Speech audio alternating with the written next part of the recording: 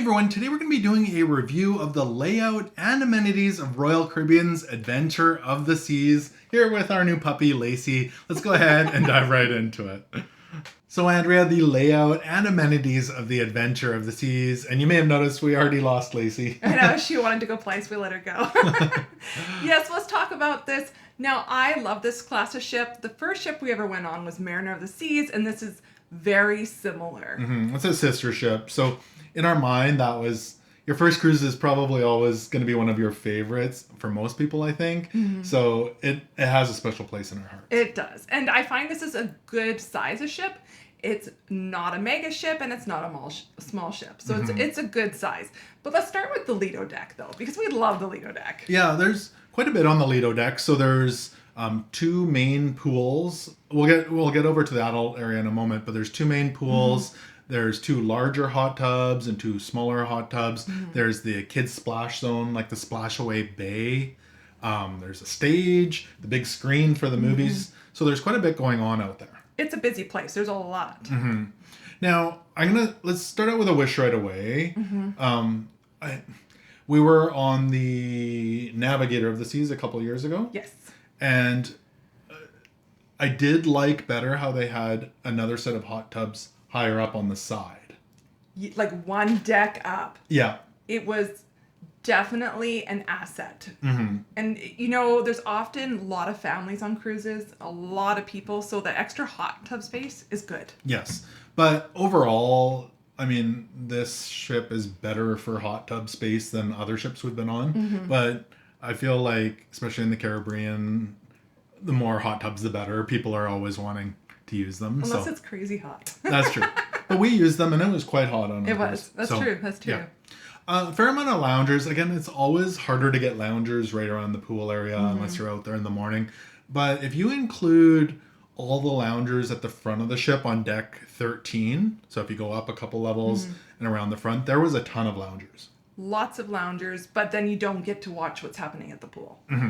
But we could always get a chair. Yeah, which is great too if you just want to lay in the sun and relax. Yeah, you might not be next to the pool, but there was space. So one thing that I noticed right away on the ship and at the sail away party, so there's kind of a tiered level that goes up kind of towards, I think, the front of the ship up to, I don't know what deck that would be, 12. That seemed a lot like it was empty. Well, and it was roped off. So we noticed that there were signs that said, I believe it was for the Pinnacle and Concierge. I'm saying that totally wrong. Concierge suites. And they were minimally being used. And it was the prime like real estate in that area. Especially for the sail away party. It was sad when everyone's packed in trying to see or participate. And then you got this empty section. Yeah.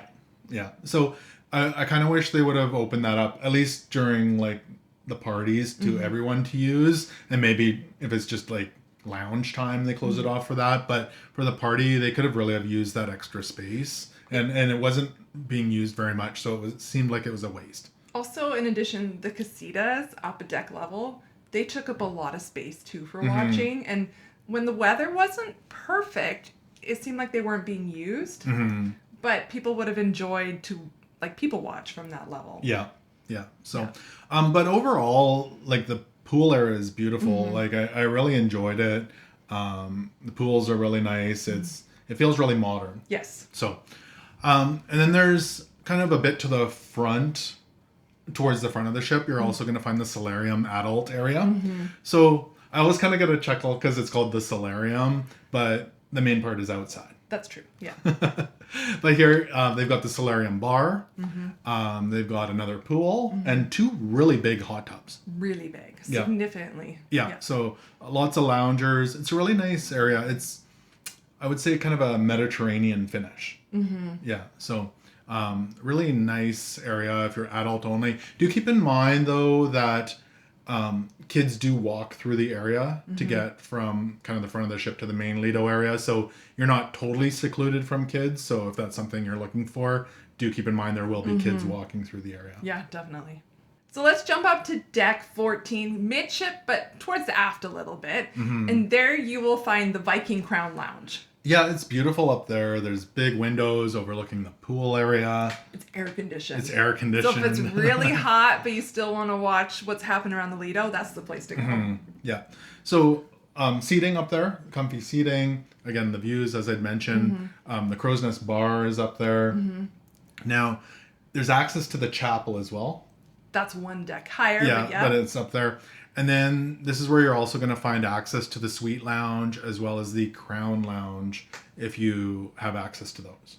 Yeah, it's a really nice area, and they do some activities up there. So they do, yeah. Check it out. If it's hot or bad weather, I'd definitely go up there, or even just if you want a place to relax that might be a little bit quieter.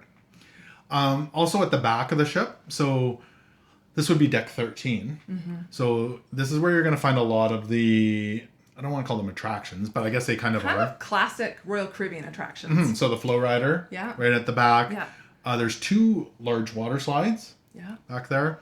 There's the rock climbing wall. Yeah. A big sports court. Yes, which is very busy. And the mini golf. Which we always enjoy. Yeah, so it's actually a 2-level mini golf course. So you start on the 13 and it goes down to 12. Yeah, it's cute. So it's a really nice area, especially if you have kids. They're gonna love that area. And a lot of that stuff is complimentary. So most of it, I think, is complimentary. Yes.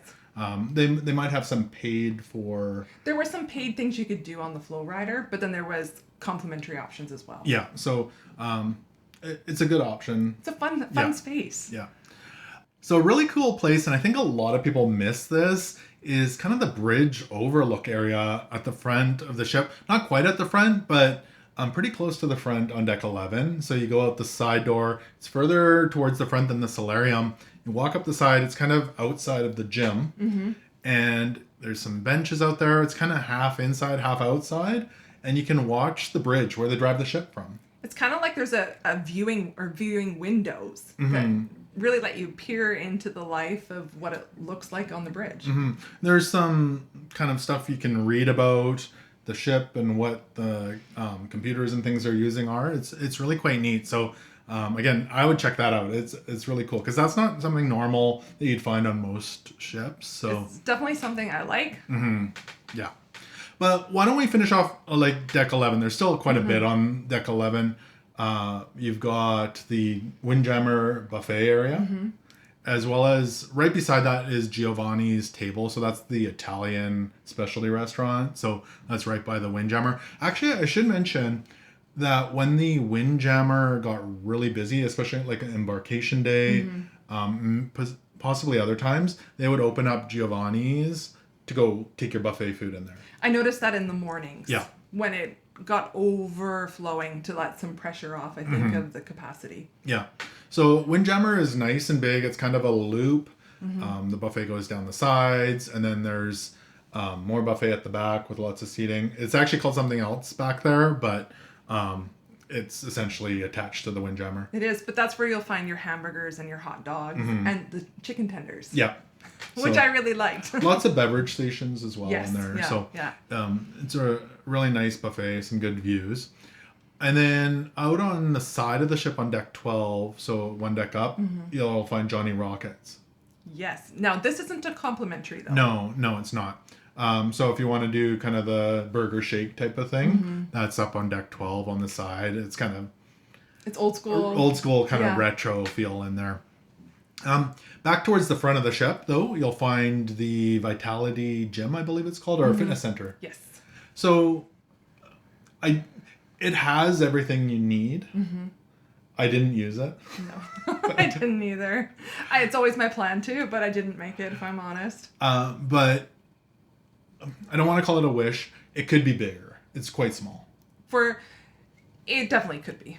So yeah, but it has all the basics, a lot of cardio stuff. It does have a free weight section and machines, but it's not the biggest of gyms we've seen. It potentially could get really busy. Yeah, but the equipment looked like it was well maintained and decent quality equipment. I would agree. So, but right above that is the Vitality Spa. So it's right in that area. So now let's jump down from there. So I mean, there's more up on those upper decks, but jumping down. So if you go all the way down to deck 8, you're going to find some computers and there's a little workspace there. I think it's called the Royal Caribbean Online. Okay. So there's a bunch of computers. I noticed a lot of ships don't have computers that you can pay to use anymore. I'm actually surprised they still have it. Yeah, it's kind of hidden kind of amongst the cabins. And then there's a little opening in the middle that you can look down into the library. So you do have to go down the stairs. You can't go down the middle. So there is the library on deck 7. And this is a quiet seating area as well. And I still appreciate that they have the library because a lot of newer ships don't have libraries anymore. No, but I will say there was not a lot of books in it. No. So we've been on other ships from other lines and their libraries are huge. There was only a few books and a couple of games in there. What I liked though was that there was some seating there and it was pretty close to the stairs and elevator. Yeah. So it's actually a great spot if you want to meet up with a group of friends. Maybe even play a game in there because there were a few games. Actually, most of the games were over in the card room. We'll get to that in a minute, but there were a few games in there as well. Continuing down, why don't we jump to the front of the ship? Okay. Because this is one of my favorite spots on the ship. Mine too. Yeah. So the Lyric Theater. Yeah. The front of the ship on decks 3 and 4. In my mind, this is what a theater should be like on a cruise ship. Yeah. Beautiful open sightlines. It's big. It's a classic theater. It's 2 stories. There are a few posts, but for the most part, there's enough seating, so it's not really an issue. And like you said, enough seating. For sure, enough seating. Like because it's quite big. They have an orchestra. It's kind of a traditional stage where they can lift up out of the stage or they can be in the background. Really beautiful theater. With real theater seats too. Like I just think it's great. Yeah. So that's gorgeous. The other thing, and this is one of my favorite things about Royal Caribbean, is the promenades. Yeah. I do like that kind of mall feeling through the middle. So this one is the Royal Promenade. It's on deck 5. It gives you that space to stroll. Yes. Especially if you just want to like walk back a little forth. The weather could be bad. Yeah. It's kind of, like I said, a shopping mall vibe, but if the weather's bad, you can stroll through there, or it's kind of windy outside. So you're going to find different stores here. There's restaurants, the Cafe Promenade. So one of the other complimentary dining options. You can get snacks and pizza there. And then I think this is really cool. They have a bridge that kind of goes over the middle of it. And in that Royal Promenade is where they host a lot of the parties. Yeah, it's more of a stage that looks like a bridge. But it's right in the middle. Yeah, and it makes great viewing from no matter what part of the ship you're on after the forward part. Well, okay. But one of my favorite Yeah. hacks for those parties, if you don't want to actually be down in the action, Yeah. Towards the end of the promenade, there's little balconies that they fill up right away. So we could go a little early. They're right by the elevators. Yeah, so I would say probably deck the 6, side elevators. 7, and 8, maybe something like that. And you go out on those, and you can, if you're a people watcher, that's a good place to stand and enjoy the parties. Also or at the entertainment. end, then too, people stand along the rail going up, Yeah. looking. It's quite a good spot if you don't want to be on the floor with everyone. Yeah. So really, really neat, the Royal Promenade. Again, there are different venues. I shouldn't say venues, restaurants and shops there. So Cafe Promenade, there's the main pub in there, I think would be the Duck and Dog pub. It's kind of that darker, kind of oaky look in there. Classic casino, Classic. not casino, Yeah. pub. Pub. There's the Azumi's Japanese restaurant is right in the Royal Promenade. And then some different shops. So like a fashion boutique, gifts and jewelry. They kind of have, they might not necessarily sell what you think they sell. So for example, the general store is mostly alcohol and cigarettes. Now, was that But- where you could get your, like if you forgot a toothbrush and toothpaste? They did have snacks in there. Yeah. So any toiletries you might need, or if you want chips and candy, it's in there. Yeah. But if you're just walking by, you might think it's all alcohol. Yeah. So if you forgot something or Yeah. you need something, check in there. They may have it. So there's also like a perfume and cosmetics store. So, I mean, everybody knows there's a lot of shopping on cruise ships, so. Plus, they do a lot of activities in these stores. There's a lot of raffles and different events. So And draws and things. yeah, so there's a lot of Yeah. stuff going on in them. And the other thing, and this is a real alike to me, is the logo wear store is big. Yeah, yeah. I do appreciate that. We don't buy a lot of logo wear, but I do like bringing home Royal Caribbean towels or just souvenirs like that. So I appreciate when they have more to choose from. It's also like a good store if you're coming through with kids. Because there's lower priced items for children to shop for. Well, and they did have toys for kids as well. Yeah. So which is that's good. Just like stuffies and Lego type stuff, and which I thought it was a great idea to put Lego on a cruise ship. Yeah, it was definitely really nice. Now there's also on deck 5 at the front, you're gonna find. So I think I'd already mentioned there's the card room. So this is right outside the Imperial Lounge, which is actually a really good sized lounge. It is, and it's easy to miss it because it's above the theater. Yeah. But it's large. I will say, though, that even though it was larger than other ships that we've been on, it did get full where you couldn't find a spot at times. Yes, so, especially for karaoke. So come early for those events. A lot of the events were back to back, so people would go to the event before just to get a seat for the second event. So do keep that in mind. But they had different things. There are karaoke, dance lessons, stuff like that. And then the card room was right outside that. So that had more seating, games, that sort of thing. So I really appreciate that that's there. Yeah, and actually from that lounge, though, you can access the outside, too. It's not super obvious, but there are some side doors if you want to step outside. Yeah. Oh, yeah, we'll get to that, I think, in a second. Yeah. The other thing, so deck 3, kind of midship, but you access it more towards the back by the main dining room, is the Studio B. Oh, the ice skating rink. That's really good. That's one of their show they do in there, and we've seen it on multiple ships now, like a variation of different shows. But it's a really cool show, the ice skating show. Yeah, and there's, again, lots of seating on 3 sides of the ice rink. Yeah. My recommendation is go early and sit on the front row. Yeah. Right in the middle. Yeah. Like, that way, when you're sitting there and they ice skate, they come right up close. You can feel the breeze. It's fun. Yeah. And they do open it as well for public skating as well. Yeah. So, and that was complimentary. So that's really nice. There's quite a few bars. We already mentioned the Duck and Dog pub. You've got the Schooner Bar. Yeah. Which is kind of that nautical vibe. They do host other things there, often like trivia or napkin folding, dollar bill folding, that kind of thing. Bolero's is on deck 4, another bar. The Solarium Bar. There's lots of bars. Yeah. Champagne Bar and more. So there's quite a bit around the ship. The beautiful restaurant. So not only, I know, and how would I say this? We already said we love the theater, but I think I love the dining room more. There's it's so classic. Specific things that I love about this ship. So the theater and the dining room. I'll make you wait for the third. But it is beautiful. Okay. What's the third? You want me to tell you now? Yeah. It's where you go up by the helipad. Oh, yeah. Okay. Yeah, we'll get there. We'll get there.